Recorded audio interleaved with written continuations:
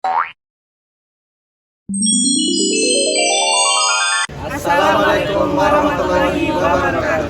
Baik, kami dari kelompok 4 di sini Prodi PPKM semester 3 Universitas Mataram. Di sini akan melaksanakan tugas terkait dengan filsafat ilmu yang di mana dosen pengampunya itu Ibu Maria Grace Putri Edi. SP.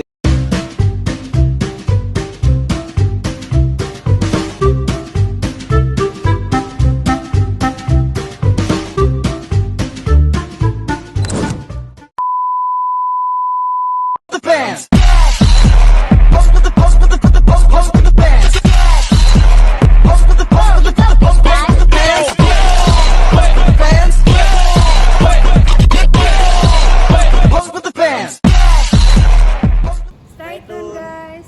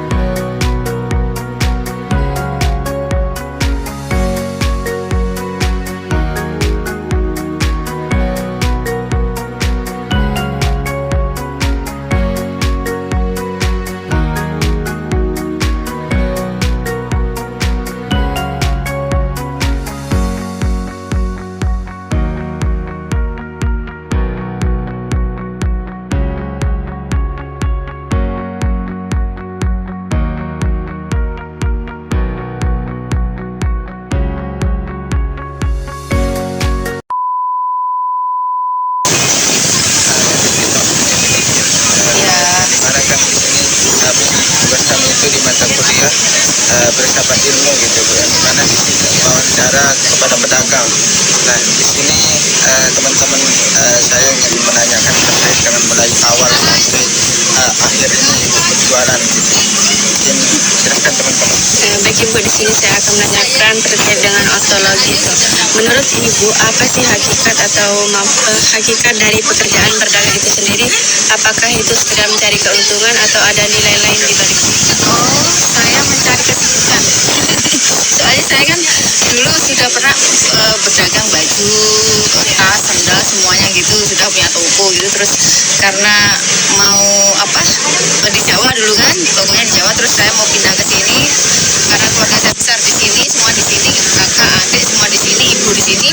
Pindahlah saya ke sini tahun 2017 itu, karena di sini saya nggak ada toko kan, jadi saya jualan ini gitu loh di sini. Pas di sini juga nggak ada yang jualan seperti ini kan, sedang inilah nggak ada yang jualan ini, jadi saya jualan seperti ini sampai sekarang dari itu. Terus bagaimana Ibu memahami kan sekarang banyak penjualan itu nggak jujur gitu. Gimana Ibu memahami konsep kejujuran dalam dunia perdagangan? Kalau nggak jujur kita susah cari rezeki loh Mbak. Jadi ya tetap aja kita jujur, bahan-bahannya kita juga cari yang halal, semuanya juga bersih. Pokoknya yang gitulah, nomor satu lah kita kejujuran. Kita hidup apa sih yang dicari? Pasti kejujuran toh ya. Kalau jujur kan hidup kita bahagia toh. Itu aja sih. Epistemologi. Dari mana Ibu belajar dan memperoleh pengetahuan tentang cara berdagang yang baik? Keturunan kali ya, bapak saya dulu pernah berdagang, jadi anak-anaknya 5 itu kayaknya darinya udah ngalir jadi pedagang semua. Kakak saya bisa berdagang juga, adik-adik saya PNS bisa berdagang juga. Pokoknya semuanya 5 anaknya ini pedagang semuanya. Jadi mungkin karena darahnya ngalir toh, jadi otodidak aja bisa gitu loh. Nggak ada pelajarannya, nggak ada. Selanjutnya Bu, bagaimana Ibu mengetahui kebutuhan dan selera pelanggan? Dengan berjalannya waktu kan kita tahu ya pelanggan maunya seperti apa. Nanti ada masukan, Bu, saya pengen dibuatin ini, Bu, saya pengen dibuatin ini gitu. Jadi lama-lama kan kita tahu apa yang dimauin sama pelanggan kita. Selanjutnya, saya akan menanyakan tentang aksiologi, Bu. Menurut Ibu, apa nilai utama yang harus dijunjung dalam berdagang agar membawa manfaat bagi orang lain? Kejujuran, Mas. Kejujuran. Kejujuran, kebersihan, terus kita juga harus ramah kan sama pelanggan-pelanggan kita. Kalau kita mencucu aja, kalau kita diem aja kan ya orang kan juga ini apa ya, berdagang apa enggak kan gitu. Yang gitu-gitulah Mas. Pokoknya intinya kita kan apa ya, pembeli adalah raja. Ya udah kita pokoknya servis yang bagus, dilayani dengan baik gitu loh Mas. Supaya orang kan juga saya di sana kok apa ya, penyambutannya kan gitu kan, kayak gitulah. Bagaimana Ibu memaknai keuntungan dalam kaitannya dengan keadilan dan kejujuran? Gimana tuh? Maksudnya gimana tuh? Memaknai keuntungan dalam kaitannya dengan keadilan dan kejujuran.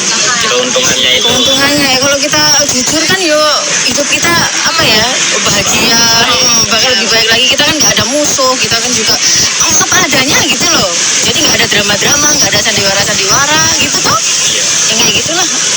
Hidup itu apa ya, nggak usah banyak drama kan gitu kan. Mending kalau kita nggak jujur kan pasti drama terus ditambahin lagi setiap hari kan jadinya nambah dosa kita. Mending kita jujur kan supaya kita juga enak gitu loh, ya kan? Itu aja sih kalau saya mah prinsipnya gitu aja sih, nggak mau banyak sandiwara, nggak seneng sih. Sudah selesai? Ibu jualan setiap hari? Setiap hari, saya nggak pernah libur kecuali kalau saya mudik. Dari jam berapa Ibu? 7:30 sampai jam 2. Berarti kalau sore enggak gitu? Enggak, soalnya tempatnya gantian sama yang jualan malam. Saya dapatnya pagi. Kami yang beli. Ya, Kami yang beli. alhamdulillah sih sudah banyak pembeli, sudah banyak pelanggan. Dari tahun 2011 sampai sekarang. Ya alhamdulillah habis-habis aja sih. Kalau kurang ambil lagi gitu aja. Pokoknya kalau nggak hujan besar badai gitu ya baru kayak saya pulang sebelumnya. Kalau hujan yo kalau hujannya masih rintik-rintik tetap kita di sini. Masih bisa. Siapa yang beli? Apa sih tantangan Ibu dalam berjualan ini misalnya? Banyak. Ada orang sirik, orang iri, dengki, apa segala macam, pengadu domba ini, tapi saya cuek aja. Saya nggak mau mikirin yang gitu-gitu. Yang penting berdoa sama Allah. Saya nggak ngurusin yang kayak gitulah. Kalau ngurusin mulutnya orang kan kita nggak bisa menutup sekian kan. Mending kita fokus aja sama kita punya kerjaan, kita punya jualan, udah. Allah yang akan membalasnya semuanya. Gitu aja saya. Permisi Bu, namanya siapa? Saya Ibu Ayu. Mungkin hanya itu Ibu. Udah cukup? Alhamdulillah. Kalau kurang lagi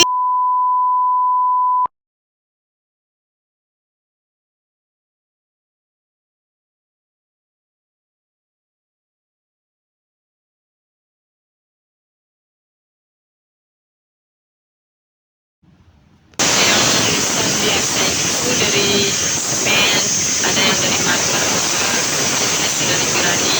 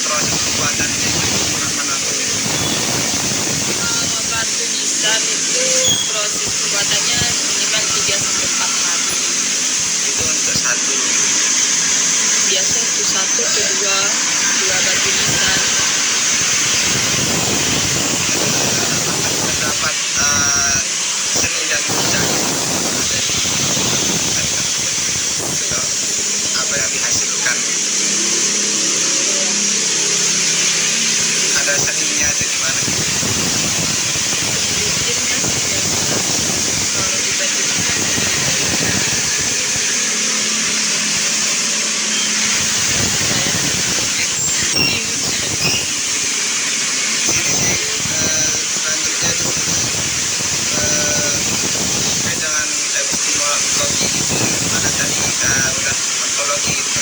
Nah, di sini kami menanyakan terkait dengan epistemologi yang dimana di sini dari mana gitu sudah mulai, apakah mulai dari pengalaman atau mulai turun temurun dari gitu, keluarga atau dari tua, keluarga. ya dari keluarga, dari orang tua, ya yang apa namanya buka usaha dari tahun 1986 sampai sekarang. Kebetulan almarhum sama jadi kita yang nerusin. Berarti sih dia yang nerusin gitu. Berarti secara turun temurun. Temurun ya. Dan di sini itu apakah ada gitu pembaruan atau yang terbaru Ide-ide. Biasanya yang terbaru itu desain tulisan, ya sama model. ada pembaruannya ya?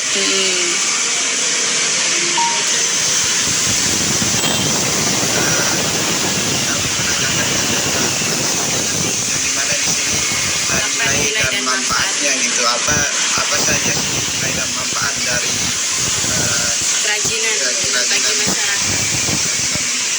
bagi lisan. Kalau batu nisan manfaatnya mempermudah orang, jadi dia tidak buat sendiri di rumahnya.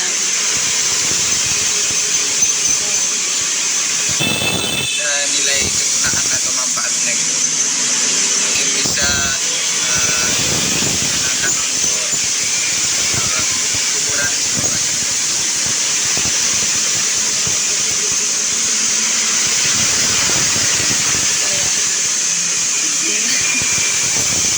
Nilai manfaatnya untuk masyarakat.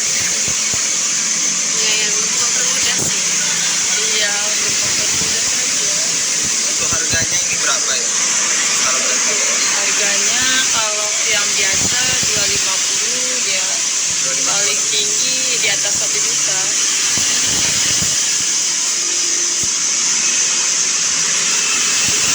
Kalau batu nisan itu berapa? Iya, begitu dah batu nisannya 250 sampai 1 juta. Kalau roster dari 15.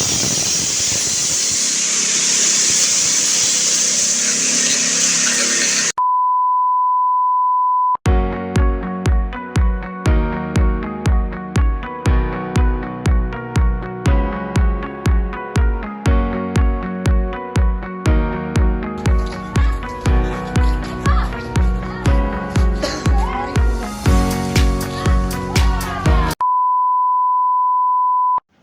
Baik, di sini kami izin bertanya Kak terkait dengan apa namanya itu sebagai guru yang sekarang gitu, yang dimana kan tentunya melalui proses yang panjang gitu. Nah di sini pertanyaan kami itu menurut Kakak itu apa saja ilmu pengetahuan yang diajarkan kepada siswa gitu? Ini di kaitannya dengan ontologi. Oke, baik. Terima kasih sebelumnya atas pertanyaannya ya.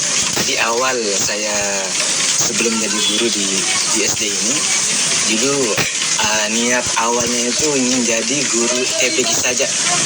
Jadi guru TPQ untuk ngajar di Al-Quran di rumah-rumah. Itu niat awalnya. Tapi qadarullah seiring berjalan waktu ada salah satu teman kebetulan alumni PSK juga di sini nawarin untuk ngajar di sini gitu. Dek, mau ngajar di sini? Oh, kalau mau ayo dah masukin lamarannya. Makanya saya coba-coba lah gitu kan. Ya iseng-iseng. Dan itu nggak mungkin saya akan terima di sini karena saya tahu kualitasnya masih kurang. Karena kebetulan waktu itu saya masih baru lulus kebetulan. Pas waktu itu saya lulus tahun 2022 bulan Januari. Udah lama berarti gitu ya. Kemudian waktu itu disuruh di sini itu bulan Juni kalau nggak salah. Beda 4 bulan kalau nggak salah setelah saya lulus. Akhirnya saya masukin lamaran dan alhamdulillah saya terima gitu. Itu pun karena banyak sertifikat pendukung. Itu tempat keunggulannya kalau saya bilang. Salah satunya ya ini banyak sertifikat terutama tentang Al-Quran. Lomba-lomba. Kan tahu ya, di basket itu kan banyak kegiatan. Jadinya setiap event acara itu alhamdulillah banyak kegiatannya. Bahkan bukan hanya di kampus, bahkan di luar dari kampus juga. Berarti sudah sering ikut lomba di Iya. PSK gitu ya, mewakili PSK. Iya. Bahkan sering ikut di MTQ di Lombok Timur juga. Masalah. Timur Tengah ya. Cuman di Markas sendiri nggak pernah, ini di Mataram Lombok Barat nggak pernah ikut ini. Oh, udah pernah. Ya. Berarti keluar aja ya, keluar dari Lombok Barat gitu. Oke, yang selanjutnya mungkin akan ditanyakan oleh teman. Ini bagaimana kakak memandang peran ilmu dalam membentuk kepribadian dan moral peserta didik. Oke, baik. Jadi yang pertama itu saya luruskan niat terlebih dahulu sebelum saya mengajarkan ke peserta didik. Ya, tentunya yang kita harapkan itu adalah bukan hanya untuk mencerdaskan anak bangsa saja, tetapi kita harus membentuk karakter kepribadian seorang siswa itu. Artinya bagaimana dia bisa menjadi siswa yang berakhlak. Ya, jadi itu yang kita utamakan. Kebetulan di sini adalah di sekolah ini kita benar-benar mengutamakan sekolah peradaban Islam. Jadi benar-benar di sini itu kita mengutamakan masalah adabnya dulu. Ya, ketimbang daripada ilmunya. Mungkin bisa dilihat sana adab sebelum ilmu. Nah, al-adabu qabla al-ilm. Jadi adab dulu baru ilmu. Mungkin ya teman-teman semua mungkin sudah pada tahu lah.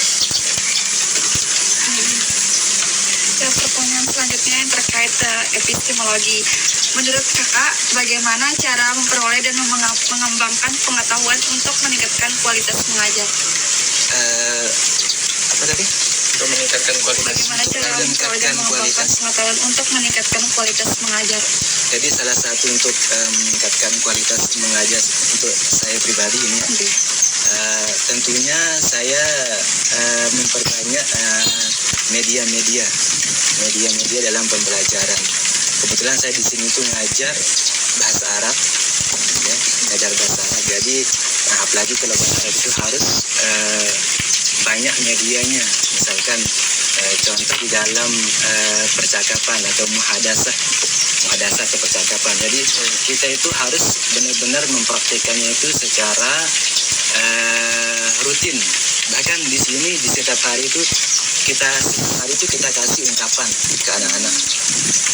Yang kadang satu hari itu kita kasih tiga ungkapan. Contoh misalkan sabahul khair, haluk, hal tanah untuk futur. Nah, yang tiga ini terus kita ulang-ulangi sampai 3 pekan. Satu pekan kita praktekkan dalam yang 3 ungkapan ini. Satu pekannya.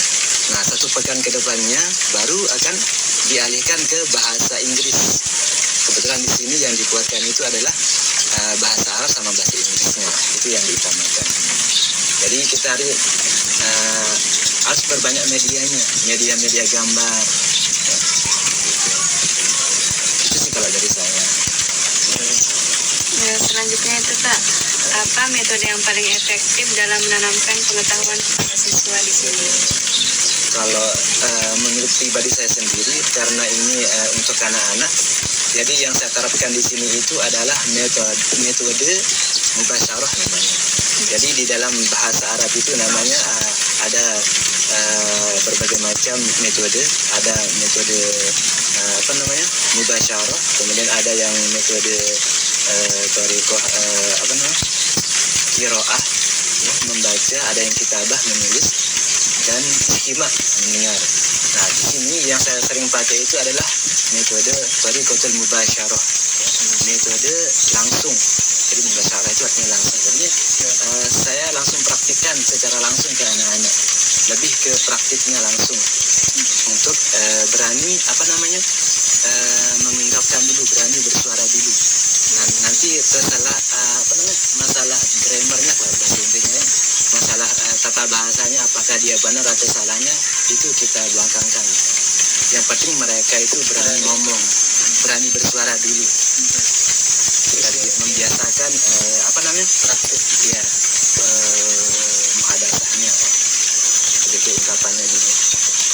bahkan untuk menulisnya itu bahkan kita tidak kasih dulu di kelas 1 sampai kelas 3 tidak boleh ada yang nulis sebenarnya ya. Bahkan kita haramkan itu untuk nulis dulu. Nanti kalau dia sudah di jenjang fase B, nantinya dia di kelas 3 dan 4, baru dia akan di sana belajar menulis kelas 5. Ya, jadi untuk di fase A ya, yang fase B ini kita fokus ke maharatul qiraah, membaca, ardul kalam, keterampilan berbicaranya, itu yang kita utamakan. Dengan tadi kita ketemu sama adik-adik itu lancar-lancar dia ngomong, maksudnya itu kayak orang yang orang yang kayak kita kayak anak SMP gitu. Mereka ya bisa mereka ngomong untuk kita jawab kita gitu. Nah kebetulan kemarin ini kemarin tanggal 1 November kita ada acara besar kemarin, AS namanya Arabic and English Show. Nah, jadi sana kita peringatan Hari Bahasa. Jadi kebetulan kemarin yang jadi MC itu langsung dari siswa kita. Kemarin dia yang jadi MC itu kelas 6. Kebetulan tadi kan upacara pas tepat Hari Pahlawan ya. Nah, mereka dikasih penghargaan sertifikat karena sudah memang diabdi kemarin itu sangat lancar dan bagus sekali bahasanya untuk mereka. Pakai bahasa Arab juga ya? Iya, bahasa Inggris sama bahasa Arab. Baru SD loh, kalah. Mungkin kalau mau tahu lebih dalamnya mungkin bisa langsung ke bagian sekolahnya, nanti bisa bersurat kalau mau lebih tahu lebih mendalam gitu. Ini sih sudah cukup gitu kan, lebih dari cukup. Nah, gitu sih kalau dari saya jadi guru itu kan memang ya tantangannya agak berat kan, tapi kan kita tahu dari hadis Rasulullah itu kan seorang guru itu adalah pekerjaan yang paling mulia. Ya, khairukum man ta'allama al-Qur'an wa 'allama.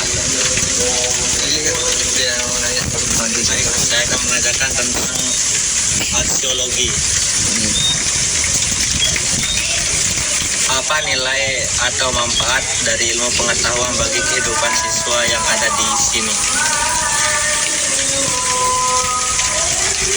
Menurut kakak apa nilai atau manfaat dari ilmu pengetahuan bagi kehidupan siswa yang ada di sini? Manfaatnya Ya, manfaatnya. ilmu pengetahuan itu di Di sekolah-sekolah kan berbeda-beda kan caranya. untuk manfaatnya tentunya yang kita harapkan itu adalah mereka, kalau nggak salah kemarin itu yang diterapkan di sekolah ini, yang pertama itu kita harapkan mereka bisa mandiri. Yang pertama ada mandiri, kemudian mereka dia bisa sopan santun di luar. Kemudian setelah itu ada kontennya, lupa saya ini manfaatnya ya, supaya salah satunya yang tadi itu sopan santun, kemudian bisa berkarakter mandiri, kemudian dia jujur. Setelah itu apa lagi? Semoga yang kita harapkan itu, apa yang kita bisa ajarkan itu bisa dia amalkan terutama dalam kehidupan sehari-hari. Tentunya itu akan menjadi yang kita harapkan sebagai amal jariah kita. Selanjutnya, bagaimana kakak menanamkan nilai moral dan tanggung jawab dalam proses pembelajaran? menanamkan nilai moral ini ya. tanggung jawab kakak Karena di juga. sini di lingkungan sekolah itu sehingga bisa diimplementasikan ketika keluar gitu. Cara menanamkan nilai moral kepada siswa, Cara menanamkan nilai dan moral. Jadi salah satu cara untuk menanamkan moral anak itu di sini setiap hari Sabtu setiap hari Jumat. Jadi setiap hari Jumat itu di sana kita ada pembinaan pembinaan khusus untuk siswa-siswi sebelum mereka pulang. Jadi sebelum mereka pulang itu kita ada khusus pembinaan di sana selama 10 sampai 15 menit. Nah, di sana kita melakukan pembinaan, dan ini kita lakukan memakai kitab Akhlak Ilbani dan Akhlak Ilbanat. Ya, kalau yang banin, yang cowok pakai Akhlak Ilbanin, yang banat, yang perempuan memakai kitab Akhlak Ilbanat. Jadi itu yang menjadi sebagai pedoman kita, acuan kita. Jadi kita pakai kitabnya itu. Jadi sebelum dia pulang, anak-anak itu kita melakukan kayak model ceramah gitulah. Tetapi ceramahnya ini agak enggak terlalu serius, enggak terlalu yang serius banget lah. Tapi tetap kita kita lebih ke kayak ceramah, menyadarkan diri lah. Kita masuk ke hati-hati mereka, yang menyadarkan bagaimana kita bisa menghormati orang tua. Karena yang udah bagaimana kita tahu kan, sekarang itu kan banyak orang yang pintar, tetapi orang ada benar tidak ada orangnya saking pintarnya dia bisa melawan orang tuanya. Itu yang sangat kita harapkan. Itu salah satunya. Kemudian kita juga di sini ada punya buku penghubung namanya. Jadi buku penghubung ini tujuannya itu adalah untuk mengontrol keseharian mereka, apa saja yang dilakukan. Seperti misalkan sholat subuh, apakah mereka itu sholat subuh berjamaah tidak di masjid. Kalau nanti dia sholat subuh ditentang. Jadi ada pengontrolnya.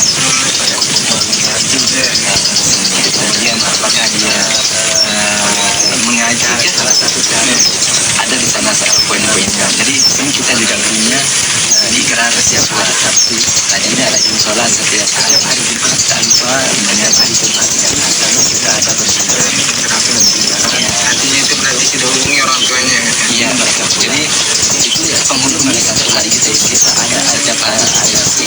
Misalkan contoh hari Senin, dia datang kemudian disiplin kita centang semua di sana itu ada poin-poinnya. Nanti setelah kita isi, nanti kan dia pulang nih kan, dia pulang nanti dia isi lagi yang perempuan, dia isi yang di rumah. Jadi di sana di satu buku itu ada kita. Ini khusus untuk sekolah dan ini untuk di rumah. Sebagai pengontrolannya, apakah benar enggak yang dilakukan sama anak yang mencerah? Apakah dia membantah sholatnya, apakah dia ngaji atau tidak? Kita langsung tanyakan. Undangnya langsung, karena di sana ada para orang tuanya.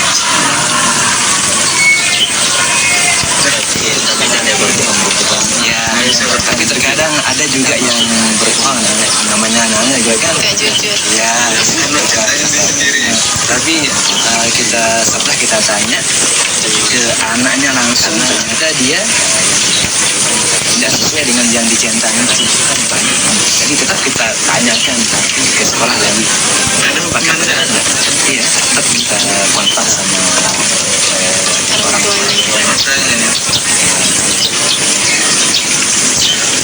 Penyikat. Hanya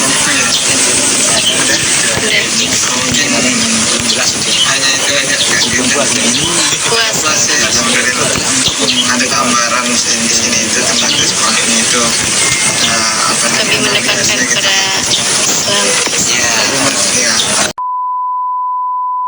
Kurang lebihnya kami mohon maaf, sekian dan terima kasih. Mohon maaf apabila ada kesalahan. Don't raise your voice, improve your argument. Wassalamualaikum warahmatullahi wabarakatuh.